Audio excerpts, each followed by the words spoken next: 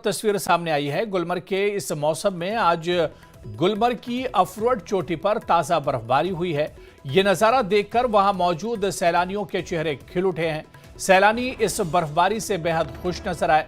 पर्यटन विभाग की ओर से बताया गया है कि गुलमर्ग पूरी तरह से सुरक्षित है, सभी सड़कें खुली हैं और पर्यटकों को हर सुविधा उपलब्ध कराई जा रही है।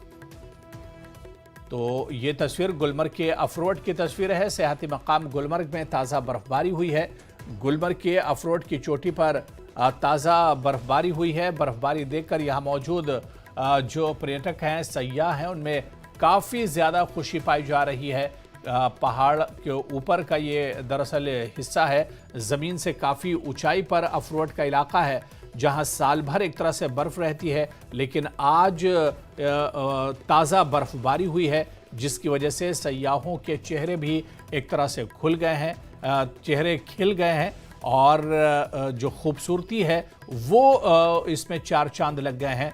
तो ये तस्वीरें हम आपको गुलमर्ग के अफरोड की चोटी की तस्वीरें दिखा रहे हैं।